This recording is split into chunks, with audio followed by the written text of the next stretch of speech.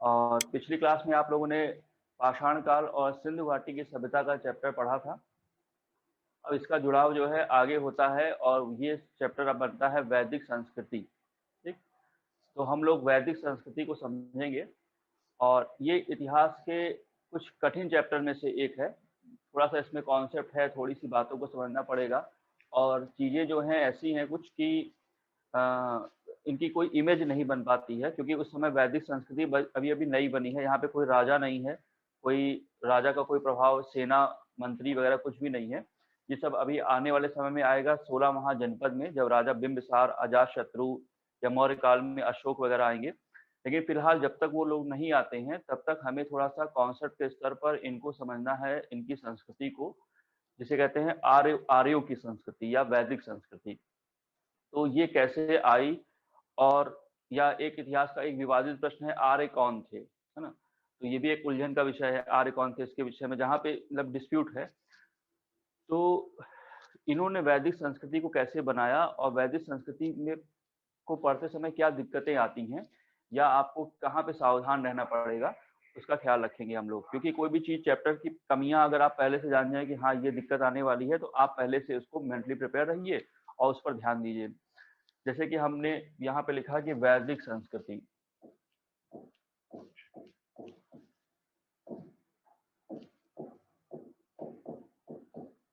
जैसा कि मैंने पिछली क्लास में बताया था कि हड़प्पा सभ्यता है और वैदिक संस्कृति है। तो वैदिक संस्कृति जो है एक्चुअल में इसके दो पार्ट हो जाते हैं। इसमें दो पार्ट ये आते हैं कि एक होता है ऋग वैदिक काल, एक होता है ऋग वैदिक काल, और एक होता है उत्तर वैदिक काल। उत्तर वैदिक काल,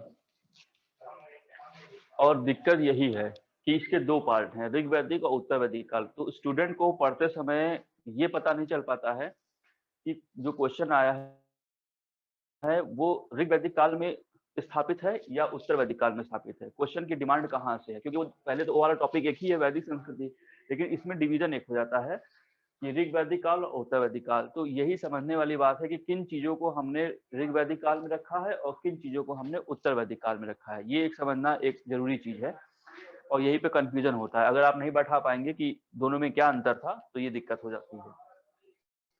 अब पहले बात तो एक अंतर देख लेते हैं, समय का ही एक अंतर है। समय क्या है इसका? इसका समय है 1500 ईसा पूर्व से 1000 ईसा पूर्व। ध्यान से समझिएगा, इसका समय है 1500 से 1000 ईसा पूर्व। ठीक, अब 1500 देखिए सिंधु घाटी से कनेक्शन क्या हुआ कि सिंधु घाटी का समय जो था आपने देखा था 2350 ईसा पूर्व से 1750 ईसा पूर्व, यानी कि अब समय का पहिया आगे घूम रहा है, क्योंकि ईसा पूर्व कम होता जाता है। तो 1700 के बाद 1600 आया, 1600 के बाद 1500 आया, तो 1500 से 1000 ईसा पूर्व ऋग वैदिक काल आया। अब कुछ लोगों को ये लग सकता है कि भाई 1750 से 1500 के बीच में ये जो गैप है इसमें क्या हुआ, है ना। ये एक बात बनती है, उसको अभी हम समझेंगे। और अब आगे बढ़ेंगे तो 1500 से 1000 ईसा पूर्व। अब 1000 ईसा पूर्व के बाद उत्तर वैदिक काल का समय है 1000 ईसा पूर्व से 600 ईसा पूर्व। ठीक, ये 600 ईसा पूर्व। तो ये उत्तर वैदिक और ऋग वैदिक काल में टाइम डिवीजन है, 1500 से 1000, 1000 से 600 ईसा पूर्व। ठीक, समय का अंतर है। अच्छा, अब हम आपको स्पष्ट ये करते हैं कि यहाँ पे जो गैप था इसमें क्या बात है, ऐसा मामला क्या है। ऐसा मामला ये है कि अभी आपने देखा था कि हमने पढ़ा था पाषाण काल। तो पाषाण काल में वो लोग हमें दिखाई पड़े जो कि पत्थर के उपकरणों का प्रयोग करते थे। तो ये लोग पाषाण काल के लोग हैं, पत्थर के उपकरण। अब पाषाण काल के बाद जो अगला समय आता है, आपने देखा था सिंधु घाटी की सभ्यता आई थी। तो सिंधु घाटी की सभ्यता के लोग तांबे के उपकरण का प्रयोग करते थे, तांबा था और उन्होंने उसमें टिन मिला लिया था, और टिन के बाद वो कांस्य युगीन बन गए थे, कांसे का प्रयोग करने वाले बन गए, यानी कांसा आ गया था। फिर मैंने बताया था कि हड़प्पा सभ्यता का पतन हो गया और नगर टूट गए, नगर से गांव बन गए। तो जो गांव बन गए वो गांव कौन है, यही वैदिक संस्कृति के लोग हैं। इन्होंने जो है वैदिक संस्कृति के लोगों की सभ्यता जो है, जिस संस्कृति का निर्माण किया है वो ग्रामीण संस्कृति है। यहाँ पे कोई नगर आपको नहीं दिखाई पड़ेगा। और ये जो कांसे वाले थे, क्योंकि व्यापार करने के कारण जो है टिन व्यापार करने के व्यापार में पतन होने के कारण टिन जो है वो अब आना बंद हो गया है। तो इसमें से माइनस टिन, कांसे में से टिन हटा दीजिए तो फिर से ये तांबा बन जाता है।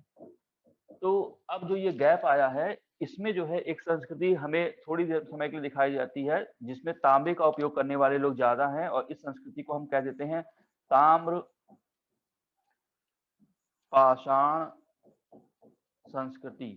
यानी कि ये लोग ऐसे हैं जिन्होंने तांबे और पत्थर के उपकरणों का प्रयोग किया, क्योंकि अब बचा ही क्या, कांसा से निकल गया टिन तो तांबा बचा, और पत्थर का प्रयोग पहले ही कर रहे थे। अब ये दोनों मिक्सअप टाइप के हो गए, ताम्र पाषाण संस्कृति। ठीक, तो ये एक छोटी सी संस्कृति बीच में है, उसका कुछ खास ऐसा वो नहीं है, क्योंकि ये डेवलपमेंट से पहले बीच का संक्रमण है, ट्रांजिशन है थोड़े समय के लिए। अब ऐसा नहीं है कि आप इतिहास में ये बिल्कुल एक लाइन खींच सकते हैं कि नहीं भाई तांबे वाले यहीं पर हैं, कांसे वाले बिल्कुल यहाँ पर हैं और ताम्र पाषाण यहाँ पर हैं, ऐसा नहीं है। ये लोग यहाँ पर भी हैं, ताम्र पाषाण के लोग पहले भी थे और वैदिक संस्कृति में भी हैं। मतलब कि सब मिला हुआ है, मतलब कि ये नहीं कि बिल्कुल एकदम खत्म हो जाता है कोई चीज। कुछ लोग हैं, मान लीजिए अभी भी ये समय है जहाँ पर लोग जो है एंड्रॉयड मोबाइल यूज कर रहे हैं, है ना, कुछ लोग एडवांस मोबाइल और अच्छे यूज कर रहे हैं। लेकिन ऐसा भी नहीं ना कि कुछ लोगों के पास कीपैड मोबाइल नहीं है, कीपैड मोबाइल भी है। तो ऐसा नहीं है कीपैड मोबाइल का बिल्कुल समय ही खत्म हो गया, बिल्कुल कोई यूज नहीं कर रहा है। तो वो हर दशक में वो पाए जा रहे हैं, भले वो अब नहीं है, प्रचलन में नहीं है, लेकिन हैं लोग। तो वैसे ही ताम पाषाण हैं जो कि अभी भी हैं और आगे भी रहेंगे। तो ये मैंने आपको बताया कि इस गैप में क्या हुआ था। चलिए अब हम वापस अपनी संस्कृति पर आते हैं और देखते हैं कि ऋग वैदिक और उत्तर वैदिक काल में अंतर क्या है। तो एक अंतर तो मैंने समय का बताया, समय का अंतर तो है ही। अब खास बात आप एक लाइन में याद करना चाहें कि ऋग वैदिक काल किसे कहते हैं, उत्तर वैदिक काल किसे कहते हैं, कोई आपसे पूछ ले बताओ भाई ऋग वैदिक काल किसे कहते हैं और उत्तर वैदिक काल किसे कहते हैं, तो आप बताइए कि जिस काल में ऋग्वेद की रचना हुई, जिस काल में ऋग्वेद की रचना हुई उसे ऋग्वैदिक काल कहते हैं, और जिस काल में यजुर्वेद, सामवेद और अथर्ववेद की रचना हुई उसे हम उत्तर वैदिक काल कहते हैं, अथर्ववेद। यानी कि इस बात से आपको पता ही चलता है कि ऋग्वेद में, ऋग्वैदिक काल में केवल ऋग्वेद लिखा गया है। ये जो 3-4 ग्रंथ बताए जाते हैं, 4 वेद बताए जाते हैं, 4 में से एक ही यहाँ पे लिखा गया है, बाकी 3 के 3 उत्तर वैदिक काल में लिखे गए हैं। ठीक, तो एक अंतर तो यही हो गया कि जिस काल में ऋग्वेद की रचना है उसे ऋग्वैदिक काल कहते हैं, या शायद इसीलिए ऋग्वैदिक काल कहते हैं क्योंकि ऋग्वेद की रचना हुई है। और इस काल में यजुर्वेद, सामवेद, अथर्ववेद की रचना हुई उसे उत्तर वैदिक काल कहते हैं। यानी कि जो ऋग्वेद के बाद आता है, उत्तर का मतलब उसके बाद आने वाला, तो उत्तर वैदिक काल है। ये एक बात हो गई जिसके कारण आप समझ सकें कि क्या अंतर है। अब इसमें बहुत सारे अंतर हैं, वो हम आपको बताने जा रहे हैं। पहले हम आपको कॉन्सेप्ट के स्तर पे एक बात बताएंगे या चीजों को बताएंगे, उसके बाद फैक्चुअल बातें करेंगे। फैक्ट्स तो किताबों में भी आप पढ़ सकते हैं, लेकिन जो कॉन्सेप्ट की बात है अगर वो आप समझ जाएंगे तो वो समझ लीजिए कि वो बिल्कुल फेविकोल है। और फैक्ट्स क्या है उस पर आपने चिपका देना है, तब आपको वो याद रहेगा। अगर कॉन्सेप्ट क्लियर नहीं है तो फिर वो चीजें आप याद करेंगे और भूल जाएंगे। तो चलिए हम लोग अब कॉन्सेप्ट की बात करते हैं कि ऋग वैदिक काल और उत्तर वैदिक काल में क्या अंतर है। इसी को बस अगर आप पकड़ लेंगे तो आपको ये चैप्टर बड़ा आसान लगेगा।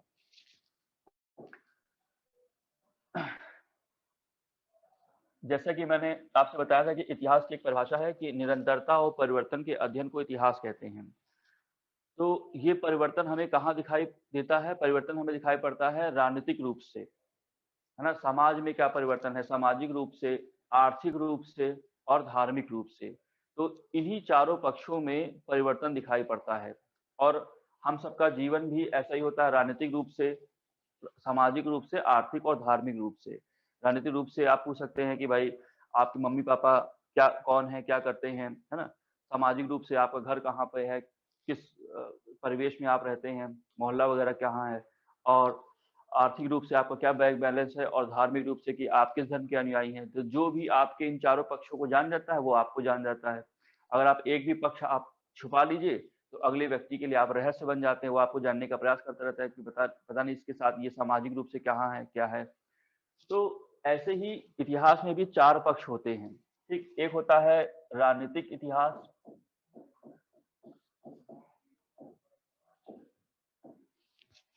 दूसरा इसका होता है सामाजिक इतिहास,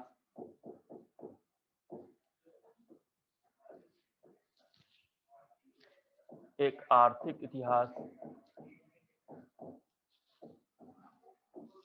और एक धार्मिक इतिहास, ठीक। तो जो भी निरंतरता और परिवर्तन होगा इन्हीं 4 पक्षों में होगा। कुछ चीजें कंटिन्यू बनी रहेंगी और कुछ चीजों में परिवर्तन हो जाएगा। तो इसीलिए हमने इसको 4 पार्ट में बांटा और अब बात करते हैं ऋग्वैदिक और उत्तर वैदिक काल में अंतर की। यहाँ पे हो गया ऋग्वैदिक काल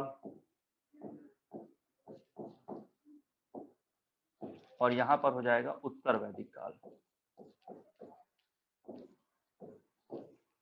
समय आपको पता ही है ना, 1500 से 1000 और ये 1500 से 1000 से 600 ईसा पूर्व।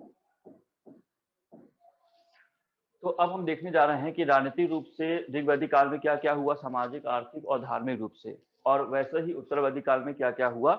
तो ऐसी क्या चीज थी जो यहाँ पर थी और यहाँ पर नहीं है, या यहाँ की अर्थव्यवस्था में थी यहाँ पर नहीं है, या उनका धर्म कैसा था इनका धर्म कैसा था। तो ये एक अंतर हो जाएगा कि इन दोनों में कॉन्सेप्ट के स्तर पर क्या क्या अंतर हुआ। तो चलिए शुरू करते हैं। इस चार्ट को आप समझ लेंगे तो आपको बहुत अच्छे से समझ में आएगा हर चीजें, और इसी के ऊपर आप सारे फैक्ट्स रख देंगे, आपको याद रहेगा। देखिए ऋग्वैदिक काल में क्या है कि राजनीतिक रूप से क्या हुआ कि अभी तक आपने देखा था कि मनुष्य जो है वो पाषाण काल में जानवरों का शिकार करता था, कच्चा मांस खाता था। फिर कृषि आई, कृषि के आने के बाद क्या हुआ कि लोगों ने सामुदायिक रूप से जीवन शुरू किया। कृषि को करना है तो पशुपालन भी शुरू किया और बर्तनों का आविष्कार हुआ। अभी तक आप ये सब बातें देख चुके हैं। तो जब ज्यादा कृषि होने लगी तो क्या हुआ कि भरपेट भोजन हो गया। भरपेट भोजन हो जाने के बाद जो एक्स्ट्रा बचता है उसको कलेक्ट किया गया बड़े बड़े बर्तनों में, पात्रों में, इनका उपयोग आगे करना है।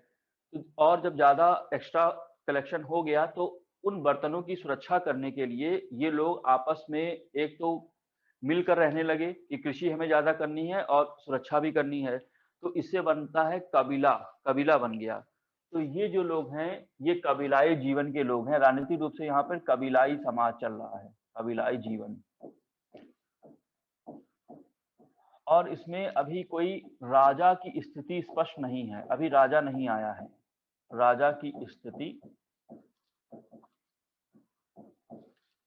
स्पष्ट नहीं, क्योंकि अभी क्या है, अभी कोई मॉनिटर की तरह बना दिया गया है कि आप में से एक सरदार है, कबीला में से एक सरदार बना दिया गया है जो कि चीजों का, अनाज का की सुरक्षा कर रहा है, बर्तनों की सुरक्षा कर रहा है। एक कमरे में बहुत सारे पात्र, ड्रम रख दिए गए हैं जिसमें अनाज भरा हुआ है, उनकी सुरक्षा करनी है कि भाई इस कबीले का ये है, इस कबीले का ये है। तो अभी राजा की तरह उसको सम्मान नहीं है, क्योंकि अभी राजा नहीं आया है। इसलिए ऋग्वैदिक काल में अभी कोई सेना भी नहीं आई है। जब राजा नहीं है तो सेना भी नहीं है। राजा क्या है, वो सरदार है, कबीले का सरदार है जो कि मॉनिटर की तरह काम कर रहा है। जैसे क्लास में एक मॉनिटर होता है, वो राजा तो होता नहीं है, तो बस मॉनिटर है। तो राजा की स्थिति स्पष्ट नहीं है, सेना नहीं है। जब सेना नहीं है तो समझ सकते हैं कि नौकरशाही भी नहीं है, मतलब कि प्रधानमंत्री, सेनापति, है ना, या और अमात्य, ऐसा कुछ भी नहीं है, नौकरशाही भी नहीं है। और कर आरोपण प्रणाली या फिर कर आरोपण ये भी नहीं है, यानी कि टैक्स भी अभी नहीं आया है। तो ये ऐसा सिस्टम जो है ऋग्वैदिक काल में है। राजनीतिक रूप से राजा की स्थिति स्पष्ट नहीं है, सेना नहीं है, नौकरशाही नहीं है, कर आरोपण प्रणाली नहीं है, टैक्स भी नहीं आया है। अब समाज की बात कर लें जरा। ऋग्वैदिक काल का समाज कैसा था? तो समाज जो था वो पितृसत्तात्मक था। पितृसत्ता यानी कि पिता जो है परिवार का मुखिया था, उसे जो है परिवार के नियम बनाने का अधिकार था। तो पितृसत्ता यहाँ पर दिखाई पड़ती है।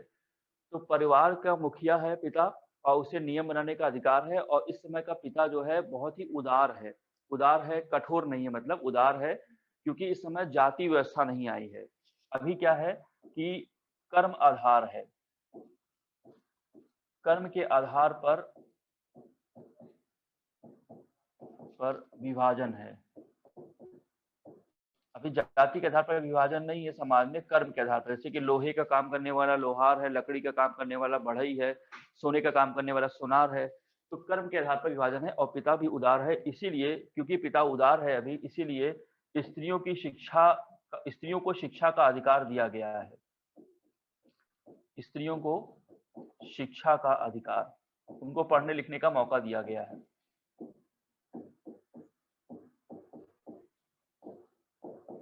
इस अधिकार को, शिक्षा को कहते हैं उपनयन संस्कार।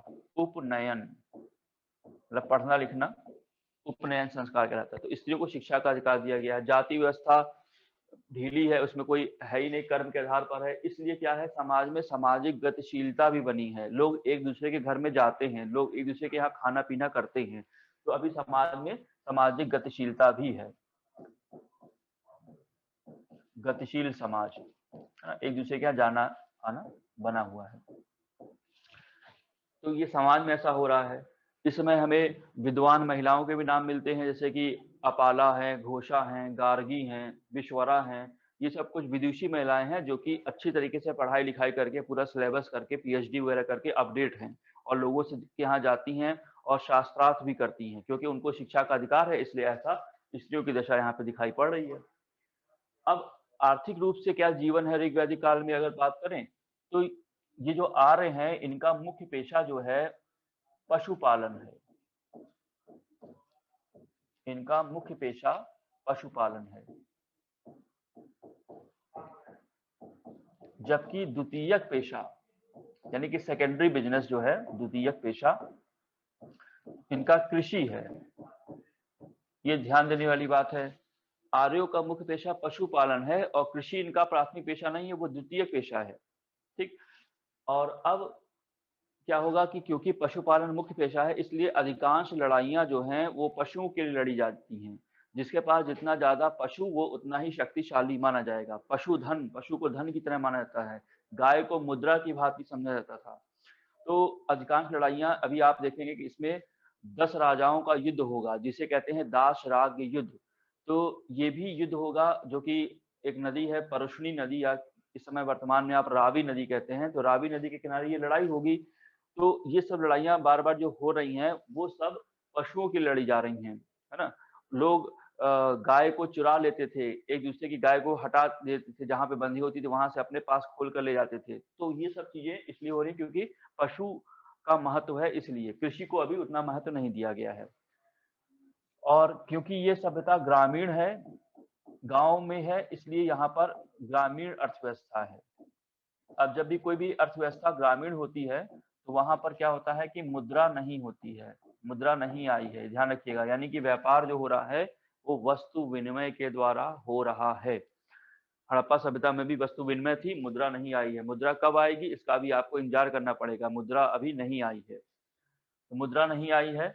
और इस समय शिल्पों का भी सीमित विकास है, शिल्प भी सीमित हैं, यानी कि आप कह सकते हैं बहुत नगण्य है, क्योंकि व्यापार हो नहीं रहा है, वाणिज्य व्यापार है नहीं, तो लोग क्या बनाएंगे, क्या बेचेंगे। तो ऐसा अर्थव्यवस्था में दिखाई पड़ता है ऋग वैदिक काल की। और ध्यान देने वाली बात क्या है कि मुख्य पेशा पशुपालन है। तो मुख्य पेशा जब पशुपालन होता है तो उसका प्रभाव अलग होता है, और जब कृषि मुख्य पेशा होती है तो उसका प्रभाव बिल्कुल अलग होता है। अब धर्म पर आते हैं। इनका जो धर्म है, आर्यों का धर्म है, वो बिल्कुल सादा है और आडंबर मुक्त है। आडंबर मुक्त, यानी कि कोई कर्म कांड नहीं है। अभी यज्ञ को महत्वपूर्ण स्थान नहीं दिया गया है, अभी केवल प्रार्थना के द्वारा पूजा की जाती है। तो ये उपासना का जो तरीका है, उपासना पद्धति जो है, वो प्रार्थना के द्वारा हो रही है। अभी यज्ञ को महत्व नहीं प्राप्त है। और उद्देश्य क्या है प्रार्थना का? इहलौकिक, एक शब्द का प्रयोग किया जा रहा है, इहलौकिक। इहलौकिक का मतलब कि इस लोक की बात करना, अभी वर्तमान में, आज हमें क्या मिलना चाहिए, है ना। हमें अभी इस समय इस धर्म में ये चिंता नहीं हो रही है कि अगले जन्म में क्या होगा, या पुनर्जन्म लेंगे तब क्या होगा, ये स्वर्ग मिलेगा या नरक मिलेगा, ऐसी देवताओं से कोई अपेक्षा नहीं की जा रही है। अभी केवल आज हमें क्या मिलेगा, आज हमारे पास कितनी गाय हैं, वो हमें बढ़ जाएंगी कि नहीं, या और भी चीजें, जो पुत्र की प्राप्ति होगी कि पुत्री की प्राप्ति होगी, ऐसा कुछ उनको मानना है इहलौकिक प्रार्थना में, है ना। तो आडंबर मुक्त है, कोई यज्ञ भी नहीं हो रहा है, पशुओं को काट कर पशु बलि भी नहीं दी जा रही है, बिल्कुल यानी कि सिंपल लिविंग है, सिंपलिसिटी के साथ ये लोग रहते हैं। ये ऐसा सब कहाँ पे हो रहा है, ऋग्वैदिक काल में हो रहा है ना। ये सारी चीजें ऋग्वैदिक काल में स्थापित हो चुकी हैं।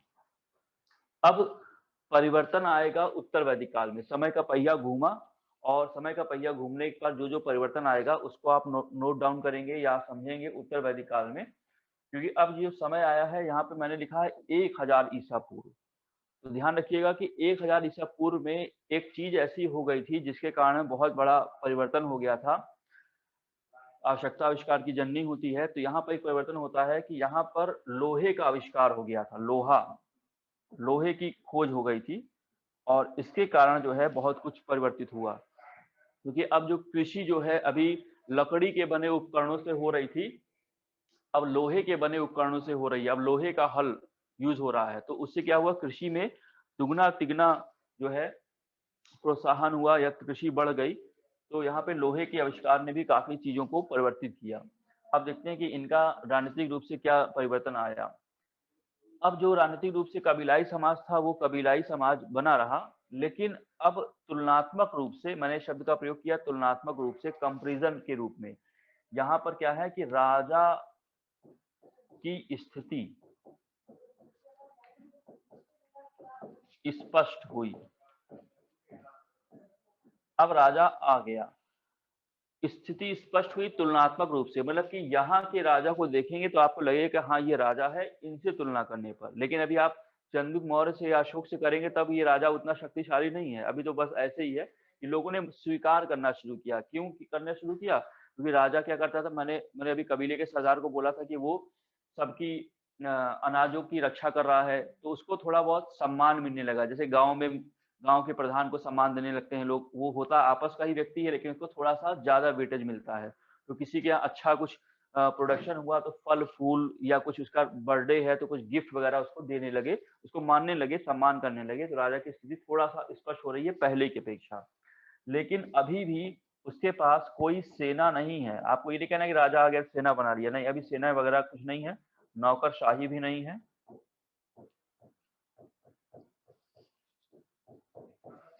और कोई कर भी नहीं है, टैक्स भी नहीं है। जो कुछ देते हैं वो स्वैच्छिक है, अपने मन से देते हैं। उसका बर्थडे आया है या उसकी कोई खास अवसर है तो उसको दे दिया जाता है, क्योंकि वो लोगों से सम्मान पा रहा है। तो यहाँ पे राजा की स्थिति तुलनात्मक रूप से ऐसी है। अब समाज की बात करें तो यहाँ पर पिता का स्थान बना रहा, अभी भी पिता का सम्मान है, पिता को ही अधिकार है, परिवार का मुखिया है। लेकिन अब ये पिता जो है कठोर हो गया है, और ये परिवार के नियम को कठोर कर देता है। क्योंकि इस समय उत्तर वैदिक काल में जाति व्यवस्था आ गई थी। क्योंकि ऋग्वेद का जो 10वां मंडल है उसमें ब्राह्मण, क्षत्रिय, वैश्य और शूद्र की उत्पत्ति का सिद्धांत बताया गया है। तो जो सिद्धांत 10वें मंडल में बताया गया था वो सिद्धांत उत्तर वैदिक काल में स्थापित हो गया। अब जाति का आधार जो है जन्म हो गया, अब कर्म के आधार पर नहीं, अब जन्म के आधार पर जाति व्यवस्था आ गई, जाति आ गई। और यहाँ पर गोत्र की कल्पना भी आई।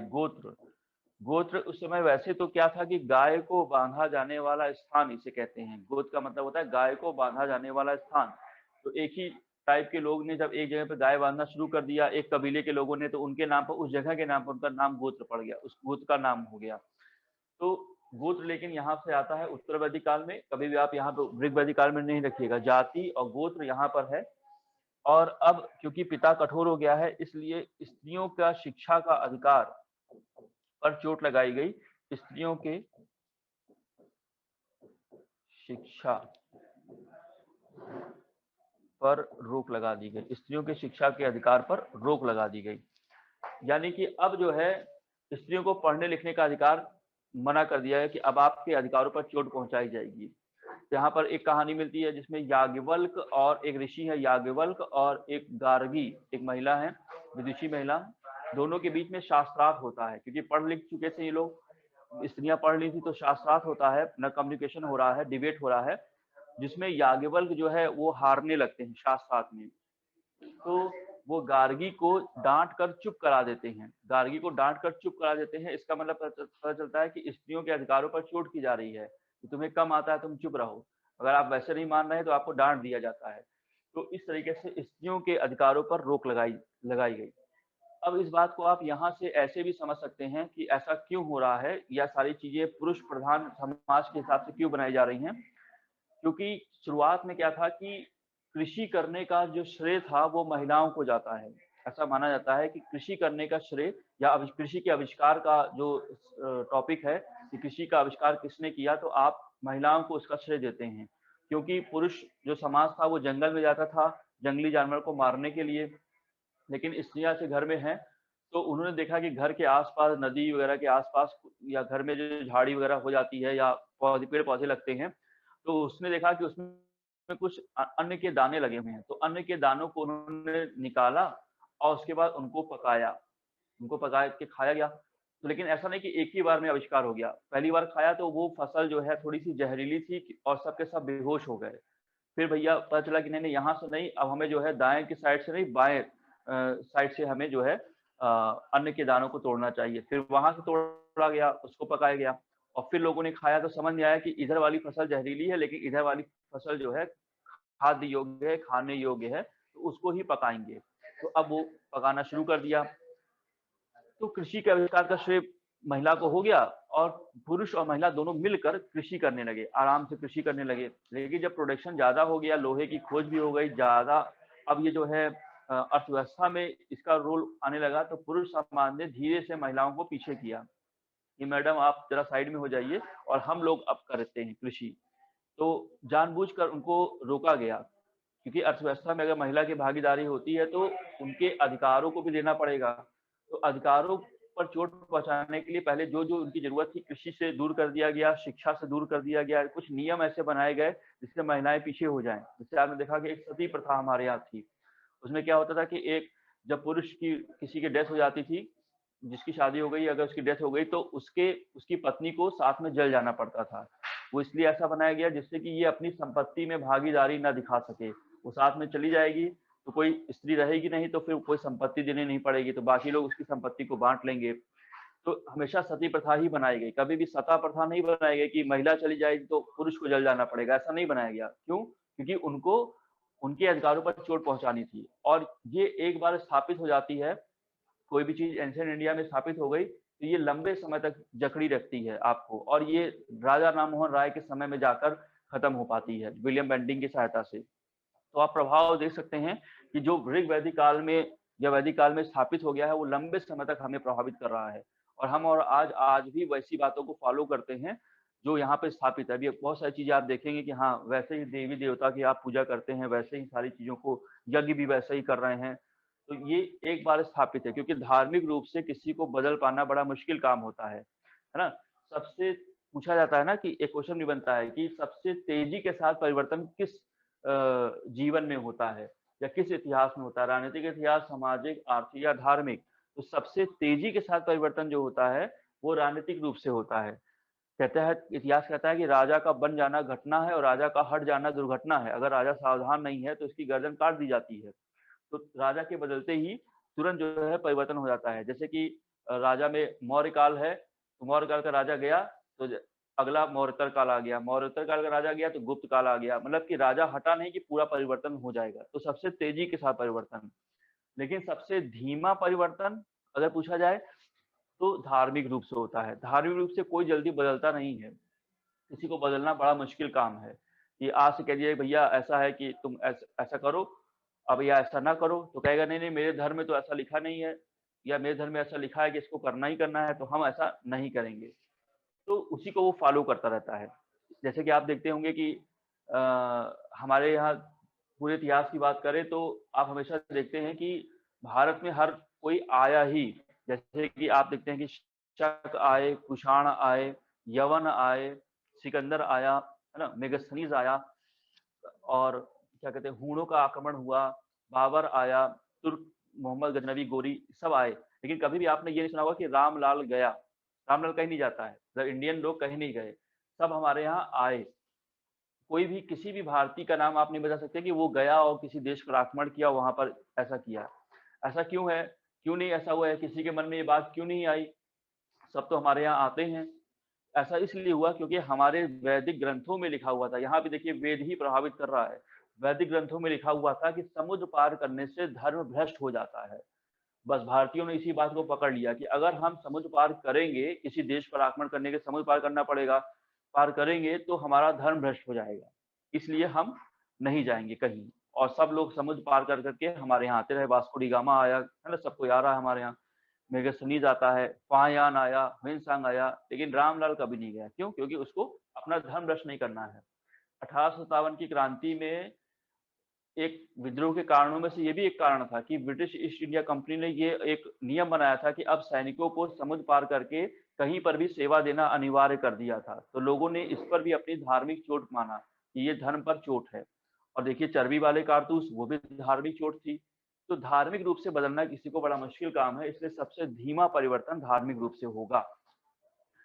तो स्त्रियों के शिक्षा के अधिकार पर रोक इसलिए लगाई गई क्योंकि अब पिता कठोर हो गया है, और हमारे वैदिक ग्रंथों में ऐसी व्यवस्थाएं की गई थी कि पिता को कठोर होना पड़ा क्योंकि जाति व्यवस्था आ गई। अब जन्म के आधार पर है, कर्म के आधार पर नहीं। अब ऐसा ही फिर परिवर्तन एक आपको आर्थिक रूप से दिखाई पड़ेगा। यहाँ पर क्या है कि मुख्य पेशा जो है, अब की बार आर्यों का मुख्य पेशा अब कृषि हो गया। क्यों कृषि हो गया? क्योंकि यहाँ पर लोहे की खोज हो गई थी। लोहे की खोज से कृषि आसान हो गई, तो लोगों ने कल्टीवेशन करना शुरू कर दिया। और अब यहाँ पर आपको द्वितीयक पेशा, आपको यहाँ पर पशुपालन नजर आएगा। ये पशुपालन दूसरा पेशा हो गया, उल्टा हो गया। यहाँ पर कृषि था, अब यहाँ पे मुख्य पेशा प्राइमरी हो गया, ये सेकेंडरी पशुपालन हो गया। अर्थव्यवस्था जो है ग्रामीण ही बनी रही, ग्रामीण अर्थव्यवस्था।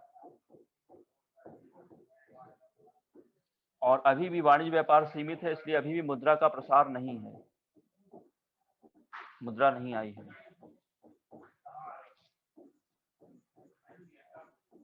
और शिल्पों का भी बहुत सीमित विकास है, शिल्प बहुत सीमित है। बस यही एक चीज काफी है जो काफी चीजों को परिवर्तित कर देगी। ठीक, तो एक परिवर्तन ये आपने देखा। धार्मिक रूप से देखिए, अब धार्मिक रूप से क्या हुआ कि अब यहाँ पर प्रार्थना की जगह यज्ञ ने ले लिया। यज्ञ और मंत्रोच्चारण को महत्व प्राप्त हो गया। यज्ञ और मंत्रोच्चारण, क्योंकि अब वेदों में मंत्र लिखे हुए थे, उनको गा गा कर बोलना, कर्म कांड करना बहुत अच्छा माना जाने लगा। जो जितना ज्यादा तेज से मंत्र बोलेगा, ज्यादा मंत्र जानता है, देवताओं की पूजा करना जानता है, वो उतनी अच्छी बात मानी जाती थी। मतलब कि इंद्र देवता थे, अग्नि देवता थे, वरुण देवता थे, तो जितने देवता थे उनके लिए अलग अलग मंत्र लिखे गए हैं। तो यहाँ पर यज्ञ और मंत्रोच्चारण को महत्व प्राप्त हो गया, कर्म कांड बढ़ गया, कर्म कांड बढ़ गया। और पशु बलि को महत्व प्राप्त हो गया, पशु बलि भी अब दी जाएगी। और पशु बलि को महत्व देने के साथ साथ अब क्या होगा, यहाँ पर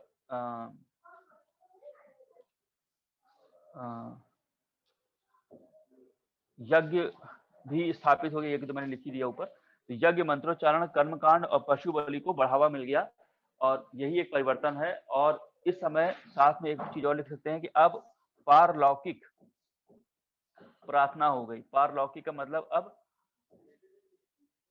अभी ये लौकिक था, अब पारलौकिक मतलब कि अगले जन्म में क्या होगा, सुख दुख क्या होता है, स्वर्ग नरक क्या होता है, ऐसी बातें की जाने लगी। अब हमारे यहाँ कर्मकांड बढ़ाकर पारलौकिक जीवन की चिंता व्यक्त की जा रही है। तो ये एक परिवर्तन है हर पक्ष में, राजनीतिक, सामाजिक, आर्थिक और धार्मिक रूप से, जो कि आप वैदिक और उत्तर वैदिक काल में देखना है, या इस बात को समझने का प्रयास करेंगे, है ना। इसको अगर आप याद कर लेंगे तो फिर कोई दिक्कत नहीं होगी, सब चीजें वैसे ही वैसे आपको पढ़ते जाने हैं। राजनीतिक रूप से क्या हो रहा था आप समझ जाएंगे, इस युग दशा यहाँ पे क्यों खराब है, यहाँ पे जाति व्यवस्था क्यों आ गई है, कृषि क्यों आ गया।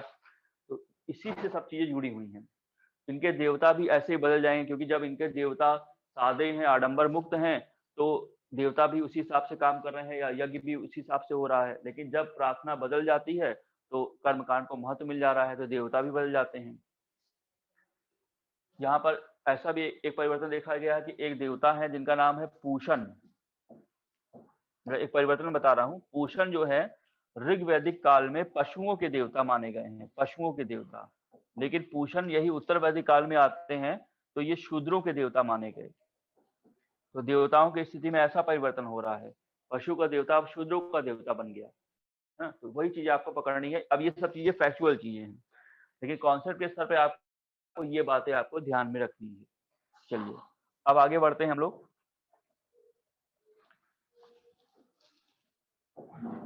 अब हम लोग जिस कॉन्सेप्ट के बाद अब हम लोग फैक्चुअल बातें करते हैं और देखते हैं कि इसमें कैसे कैसे तथ्यों को आपको देखना है और समझना है ना?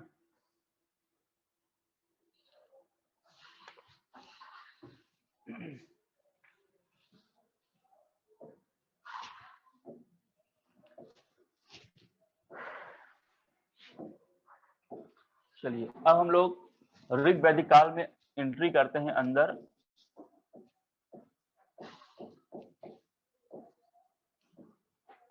और जिसका समय आपने बताया देखा भी 1500 से 1000 ईसा पूर्व।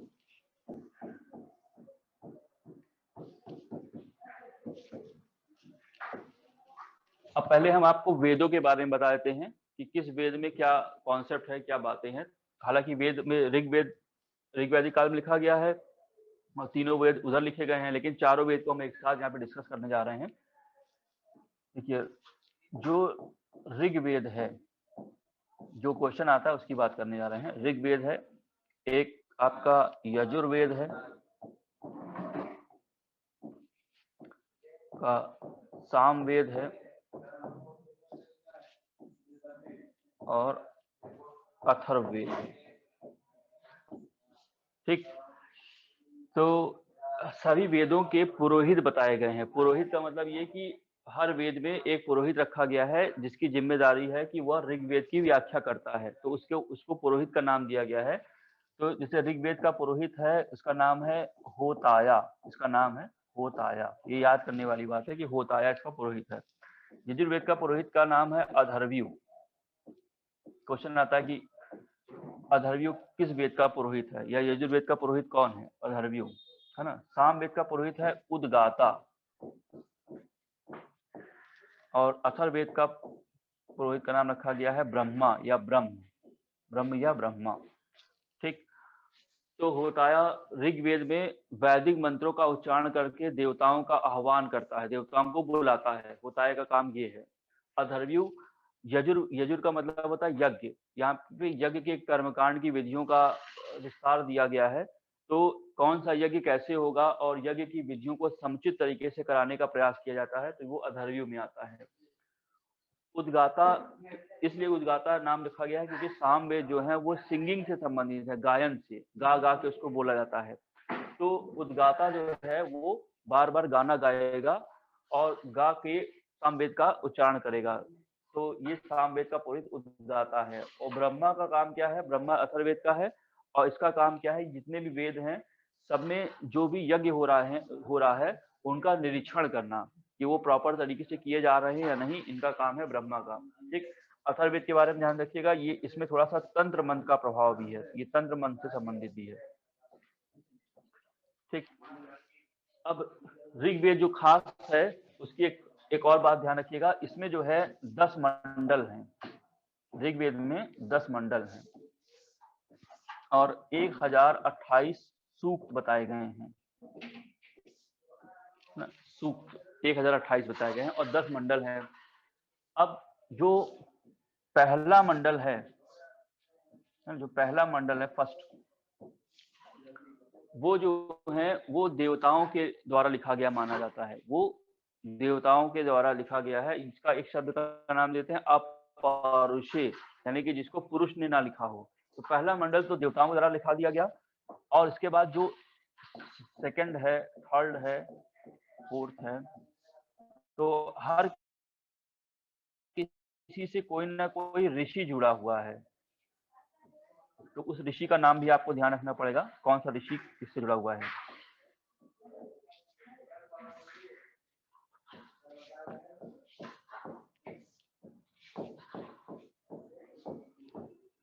तो देखिए एक बात तो समझते हैं, पहला मंडल अपौरुषे है, यानी कि पुरुष के द्वारा नहीं लिखा गया, देवताओं के द्वारा लिखा गया। बाकी सभी मंडल से कोई ना कोई ऋषि जुड़ा हुआ है। जैसे कि मैंने बताया सेकंड मंडल है, तो इसके ऋषि का नाम है, सेकंड मंडल के ऋषि का नाम है गृत्समद, यानी कि दूसरे मंडल की रचना गृत्समद ने की है। तीसरे ऋषि का नाम क्या है? विश्वामित्र, ये विश्वामित्र है। चौथा मंडल जो है उनके ऋषि का नाम है वामदेव, वामदेव। पांचवें ऋषि का नाम है अत्रि, ऋषि अत्रि। छठे का नाम है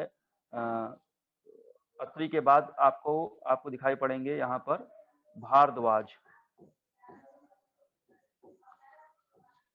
सातवें में आपको दिखाई पड़ेंगे वशिष्ठ, वशिष्ठ नाम है इनका। आठवें में दिखाई पड़ेंगे कण्व और अंगिरस। ये एक्चुअली एक राजा थे और इनके नाम पर ये हो गया आठवां मंडल। कण्व अंगिरस ने इसकी रचना की। नौवां मंडल सोम देवता को समर्पित है, सोम देवता, ये ऋषि नहीं है, देवता है। अब रही बात 10वां मंडल, यही विवादित है। 10वां मंडल विवादित है। क्यों विवादित है? ऐसा माना जाता है कि 10वें मंडल में पुरुष सूक्त लिखा गया है। पुरुष सूक्त में 4 वर्णों की उत्पत्ति का सिद्धांत दिया गया है, ब्राह्मण, क्षत्रिय, वैश्य, शूद्र। वो यहीं से आया है, 10वें मंडल से। अब इसके बारे में ऐसा कुछ लोगों ने कहा है कि इसको जो है बाद में लिखा गया, मतलब उत्तर वैदिक काल में लिखा गया और इसको ऋग्वेद में जोड़ दिया गया। यानी ये ऋग्वेद की रचना नहीं मानी जाती है, या देवताओं के द्वारा रचना नहीं मानी जाती है, या लोगों के द्वारा बनाया गया है, या ब्राह्मण वर्ग के द्वारा बनाया गया सिस्टम है, जिसको जो है बाद में जोड़ दिया गया ब्राह्मण, क्षत्रिय, वैश्य, शूद्र में बांटने के बाद, और कहा गया कि ये देवताओं ने लिखा है, जबकि ऐसा नहीं है। तो ये 10वां मंडल विवादित है और इसको जो है कहा गया है कि इसमें पुरुष सूक्त लिखा है। पुरुष सूक्त के अंतर्गत ही वह 4 वर्णों का सिद्धांत है कि एक विराट पुरुष के मुंह से जो है ब्राह्मण, भुजाओं से क्षत्रिय, जंघा से वैश्य और पैरों से शूद्र की उत्पत्ति हुई है। ये 10वें मंडल का सिद्धांत है, जो कि पुरुष सूक्त के रूप में दिखाई पड़ता है। तो आपको बहरहाल ये 10वें मंडल की बात है, ये ध्यान रखना है कि कौन ऋषि किससे है, यानी कि दूसरे से लेकर 9वें तक आपको याद रखना है। पहला मंडल देवताओं के द्वारा और 10वां मंडल में पुरुष सूक्त है, ये बात है क्लियर। चलिए, ये सारे वेदों की बात हो गई, पुरोहित ध्यान रखिएगा।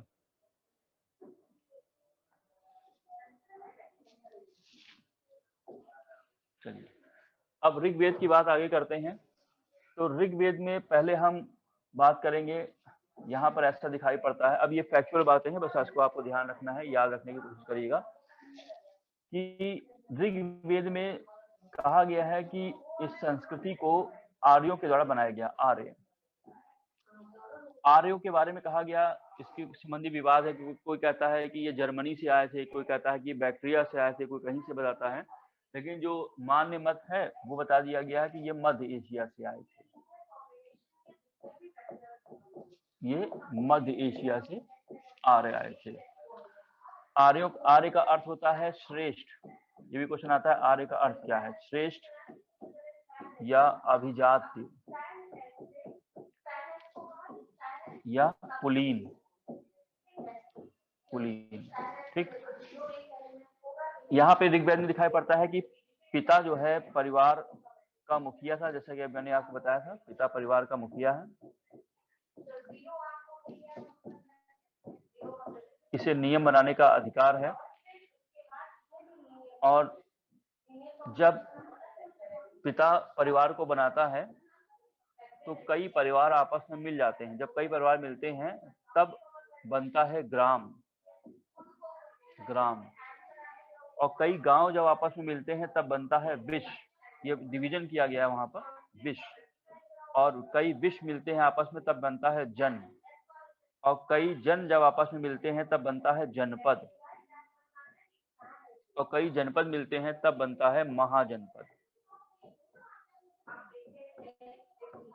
ठीक। अब यानी कि ये तभी आप आगे पढ़ते हैं 16 महाजनपद। तो यही वो चैप्टर है जहां पर नगरों का निर्माण बन गया। ये 16 नगर हैं जो सिंधु घाटी में टूट गए थे नगर।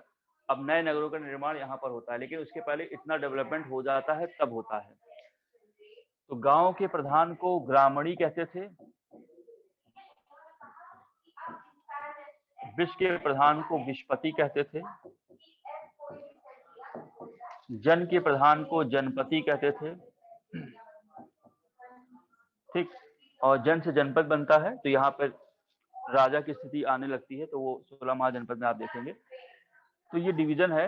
और क्योंकि ऋग्वैदिक काल में मैंने क्या बताया कि अभी जाति व्यवस्था नहीं आई है, तो यहाँ पर एक बड़ा फेमस स्टेटमेंट है।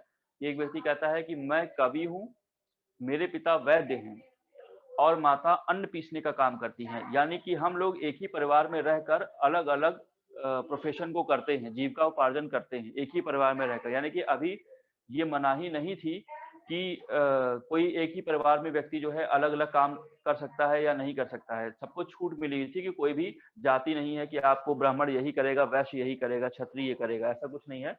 कोई भी व्यक्ति कहीं भी कर सकता है। तो स्टेटमेंट क्या है कि मैं कवि हूँ, मेरे पिता वैद्य हैं और मेरी माँ अन्न पीसने का काम करते हैं और हम लोग अलग अलग जीविका उपार्जन करते हुए एक ही परिवार में रहते हैं। ये स्टेटमेंट क्वेश्चन आता है कि ये कहाँ पे कहा गया है, तो आप बताएंगे ये ऋग्वैदिक काल में कहा गया है। गलती से भी इसको उत्तरवैदिक काल में नहीं ले जाना है।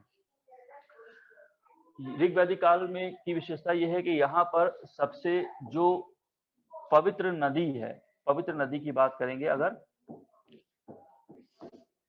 तो वो सरस्वती है। और सबसे महत्वपूर्ण नदी की बात करेंगे अगर, महत्वपूर्ण नदी, ये भी क्वेश्चन है कि पवित्र नदी कौन है, महत्वपूर्ण नदी कौन है, वो सिंधु है, सिंधु। ठीक,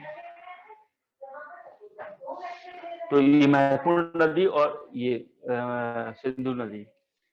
चलिए, इतनी बातों को देख लिया आपने, इसको याद रखने का प्रयास करिएगा। अब आगे बढ़ते हैं।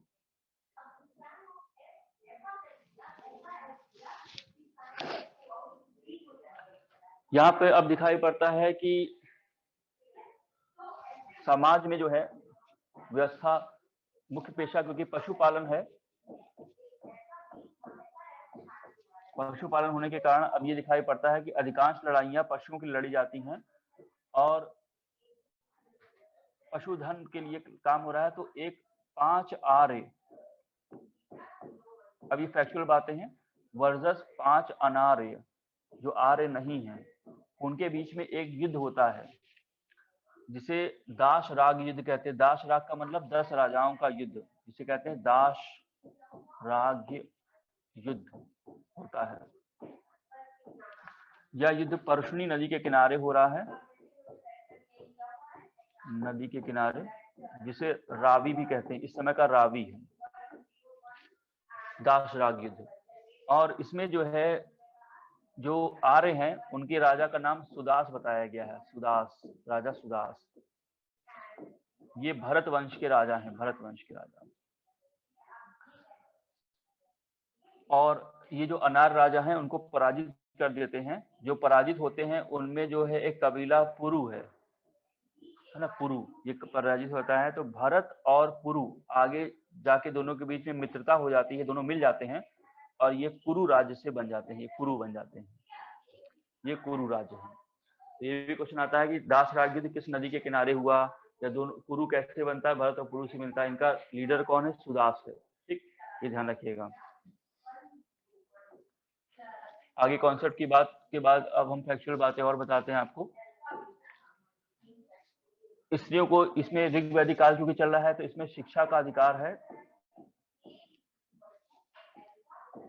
स्त्रियों को उपनयन संस्कार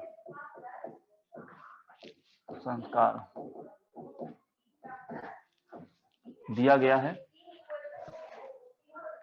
और यहाँ पर समाज में एक प्रथा भी चल रही है जिसे कहते हैं बेकनाट। बेकनाट का वर्णन मिलता है। ये ब्याज पर पैसा उधार देते थे, ब्याज पर धन।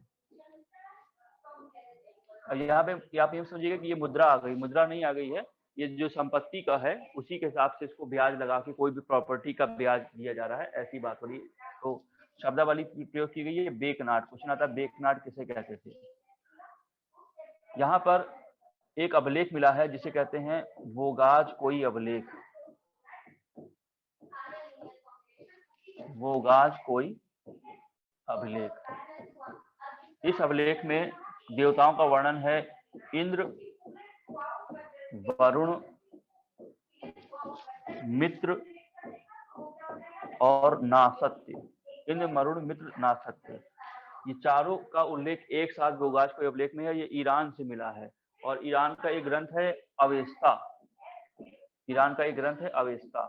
तो उसकी कई बातें जो हैं वो ऋग्वेद से मिलती जुलती हैं। तो कभी कई बार ऐसा भी कह दिया जाता है कि इस संस्कृति को शायद ईरान के लोगों ने स्थापित किया हो और ये अभिलेख का भी प्रमाण दिया जाता है, लेकिन ये केवल एक मिला है, इसका कोई स्थापित चीजें नहीं हो पाई कि ऐसा ही होगा।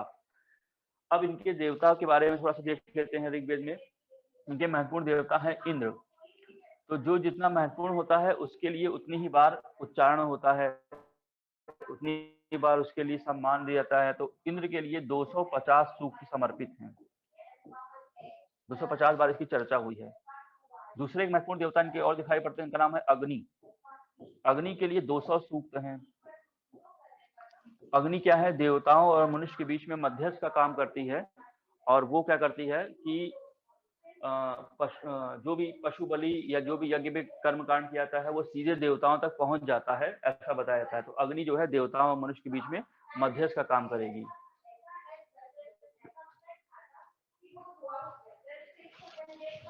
अग्नि। इसके बाद दूसरे देवता वरुण हैं। ये वर्षा के देवता माने जाते हैं, वर्षा होती है। इनके लिए 30 सूक्त का वर्णन किया गया है, 30 सूक्त। ये कम महत्वपूर्ण है, मैं बता रहा हूँ कि कैसे कम महत्वपूर्ण होते हैं। 250 के 200 से वरुण 30 सूक्त। एक देवता मित्र हैं, ये प्रतिज्ञा के देवता हैं। जब कोई शपथ लेता था तो ये इनका नाम लेता था, प्रतिज्ञा के देवता मित्र। नासत्य, नासत्य का एक नाम अश्विन भी है, कभी कभी नाम बदल देता है अश्विन। और ये क्या करते हैं, ये जल यात्रा करते हैं, वाणिज्य व्यापार जो लोग कर रहे होते हैं। तो अगर वो दुर्घटनाग्रस्त हो जाते हैं तो दुर्घटनाग्रस्त लोगों की ये सहायता करते हैं। व्यापार करने के लिए अगर ये कभी नदी समुद्र में उतरे तो दुर्घटनाग्रस्त लोगों की सहायता करते हैं, और किसी का हाथ पैर अगर टूट जाता है तो उसे कृत्रिम अंग प्रदान करते हैं। तो क्वेश्चन आता है कि कौन सा देवता था जो कृत्रिम अंग प्रदान करता है, तो आप नासत्य के बारे में बताएंगे। इनका एक पार्ट टाइम काम भी था। ये पार्ट टाइम काम का मतलब ये कि ये जब काम कर रहे हैं तो उसके साथ में एक काम और करते थे कि ये स्त्रियों के लिए वर की तलाश करते थे, क्योंकि ये जल यात्रा करते रहते थे। उनसे कह दिया था भाई कोई सही योग्य वर मिलेगा तो हमारी पुत्री के लिए बताइएगा। तो स्त्रियों के लिए वर की तलाश करते थे। ये नासत्य एक इनके देवता हैं, ठीक। और एक देवता मैंने अभी आपको बताया था कि पूषण। पूषण, पूषण को पशुओं का देवता माना गया है, पशु देवता। तो कुल मिला के ये अलग अलग देवताओं की पूजा करते हैं और साथ ही साथ ये प्राकृतिक शक्तियों की पूजा करते हैं, जैसे कि बिजली है, वर्षा है, या फिर आपका वृक्ष है। तो ये सब चीजें ये लोग प्राकृतिक शक्तियों की पूजा करते हुए इस लोक की कामना करते हैं, इस लोक में क्या मंगल हो सकता है उसकी कामना करते हैं। और इस समय देवियों का स्थान नहीं है, ज्यादा देवियां नहीं मिली हैं, देवताओं की ही चर्चा ज्यादा की जा रही है। तो ये इनके प्रमुख देवता हैं जो कि ऋग्वेदिक काल में दिखाई पड़ते हैं।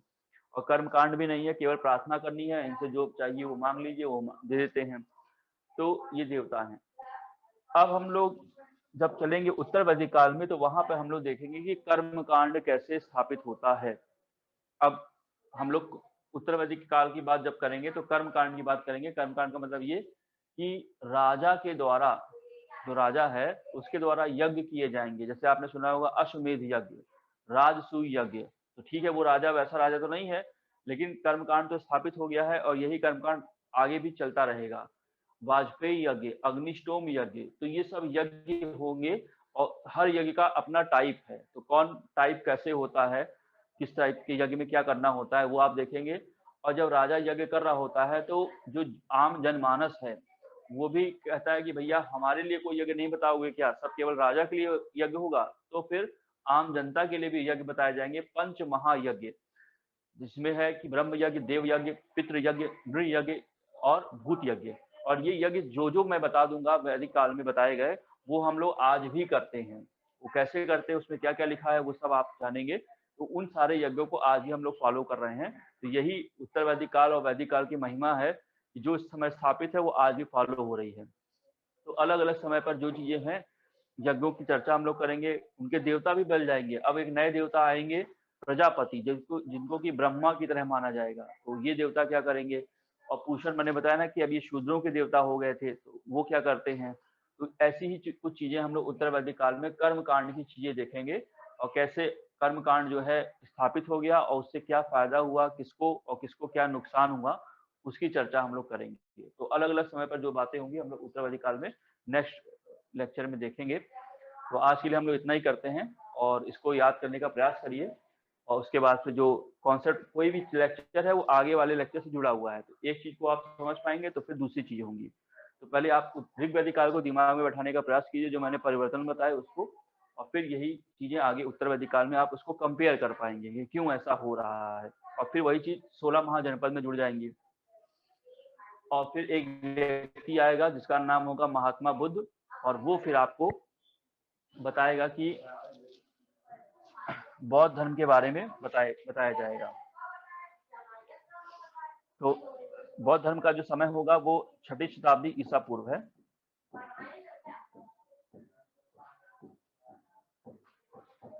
यानी कि इसका समय होगा 600 ईसा पूर्व। तो आप देख रहे हैं ना, उत्तर वैदिक काल चला ही है 1000 से 600 ईसा पूर्व तक, और जैसे ये खत्म होगा वैसे ही महात्मा बुद्ध आ जाएंगे, और महात्मा बुद्ध के आते ही आपको बुद्धम शरणम गच्छामि, धम्मम शरणम गच्छामि की ओर आपको जाना होगा। ठीक, तो यहीं पे आपको पता चलेगा कि यही वो समय है जहाँ पे मुद्रा आती है, मुद्रा का प्रसार भी यही होता है। कैसे होगा, क्या होगा, वो हम लोग इस सेगमेंट में देखेंगे। ठीक, तो कल पहले हम लोग उत्तर वैदिक काल के कर्मकांड देखेंगे, और उसके बाद फिर ये महात्मा बुद्ध की बात करेंगे। ठीक है, फिर आज के लिए इतना ही।